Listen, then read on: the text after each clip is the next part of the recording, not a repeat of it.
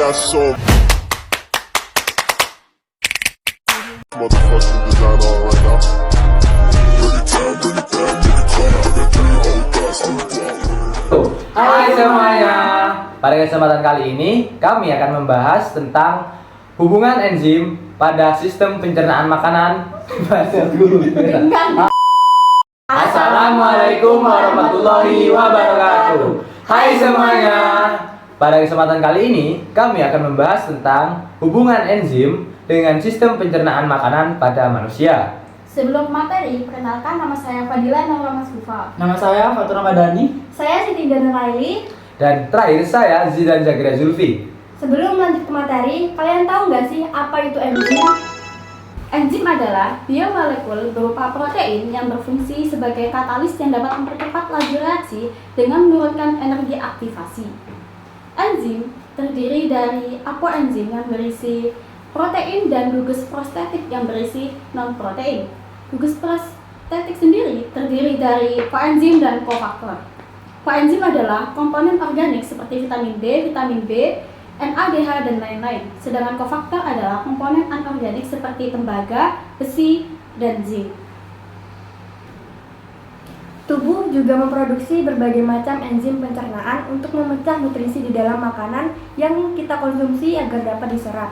Berbeda jenis nutrisi, berbeda juga enzim pencernaannya. Berikut beberapa macam enzim pencernaan yang ada di tubuh. Yang pertama yaitu amilase, yang kedua protease, yang ketiga lipase, keempat maltase, kelima laktase, dan yang terakhir yaitu sukrase. Nah, enzim-enzim tersebut sangat berhubungan dengan sistem pencernaan makanan pada manusia. Kemudian, sistem pencernaan sendiri yaitu serangkaian jaringan organ yang memiliki fungsi untuk mencerna makanan. Makanan-makanan tersebut akan diproses secara mekanik ataupun secara kimiawi. Sistem pencernaan manusia terdiri dari saluran dan organ pencernaan. Saluran pencernaan adalah saluran yang memanjang dari mulut sampai anus dan memecah dan menyerap sari-sari makanan untuk diedarkan ke seluruh tubuh melalui peredaran darah. Nah, sekarang kami akan menjelaskan secara rinci tentang organ-organ yang berperan dalam sistem pencernaan, juga hubungan enzim yang ada di dalamnya.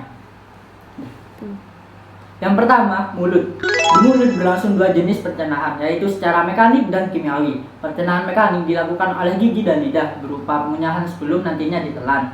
Pencernaan kimiawi dilakukan oleh kelenjar ludah, yaitu pemecahan amilum menjadi maltosa. Pada mulut terdapat lidah, gigi, dan kelenjar ludah.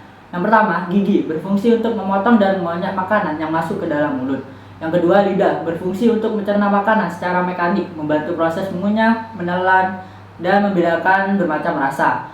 Kemudian yang terakhir yaitu kelenjar ludah, merupakan tempat penghasil ludah atau saliva. Ludah dalam pencernaan makanan berperan untuk memudahkan dalam menelan makanan dengan cara membasahi dan melumasi makanan. Nah, di ludah ini mengandung enzim pitalin, yaitu amilase, yang berperan mengubah zat karbohidrat atau amilum menjadi maltosa atau gula sederhana.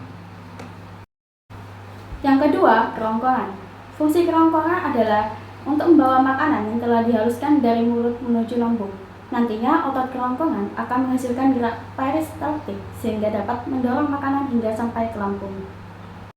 Nah, untuk lambung sendiri, yaitu lambung adalah organ yang bertugas untuk mencerna makanan setelah masuk melalui mulut kita dan disalurkan melalui kerongkongan. Lambung juga bekerja dengan mengeluarkan enzim dan mengadu makanan dengan gerakan otot lambung, sehingga makanan dapat tercerna dengan baik. Nah, di lambung ini juga terdapat 3 enzim, diantaranya enzim amilase, lipase, dan protease. Nah, setelah makanan melewati kerongkongan atau esofagus, makanan akan masuk ke dalam lambung untuk menjalankan tugasnya, yaitu yang pertama mengolah makanan, kedua menyimpan makanan, dan yang terakhir yaitu menyaring zat-zat berbahaya. Setelah melalui proses panjang pada lambung, bubur makanan atau bisa disebut kim selanjutnya akan melalui proses pada usus halus. Usus halus berfungsi sebagai tempat penyerapan sari makanan serta merupakan tempat proses pencernaan yang paling lama. Sebagian besar sistem pencernaan manusia terjadi di 1 meter pertama di usus halus. Dalam usus halus terdapat 3 bagian, yakni usus 12 jari atau duodenum, usus kosong atau jejunum, dan usus penyerapan atau ileum. Usus 12 jari. Ada beberapa sistem yang diantarkan saluran pankreas menuju usus 12 jari, yaitu enzim amilopsin, amilase pankreas, enzim trypsinogen, dan enzim stepsin atau lipase pankreas. Enzim-enzim tersebut dapat mempercepat proses pencernaan dalam tubuh. Dengan begitu, sari-sari makanan akan dapat diserap oleh usus penyerapan. Usus kosong. Penyerapan juga terjadi di usus kosong, tetapi sebagian besar terjadi di usus penyerapan. Enzim-enzim yang dihasilkan oleh usus kosong sama dengan enzim yang dihasilkan oleh pankreas. Tidak hanya enzim-enzim pankreas, dinding usus juga menghasilkan getah usus yang mengandung enzim yang bermacam-macam. Enzim enterokinase berfungsi mengaktifkan tripsinogen menjadi tripsin. Enzim maltase berfungsi mengubah malosa menjadi glukosa. Enzim laktase berfungsi mengubah laktosa menjadi glukosa dan galaktosa. Enzim lipase berfungsi mengubah lemak menjadi asam lemak dan gliserol. Enzim peptidase berfungsi mengubah polipeptida menjadi asam amino.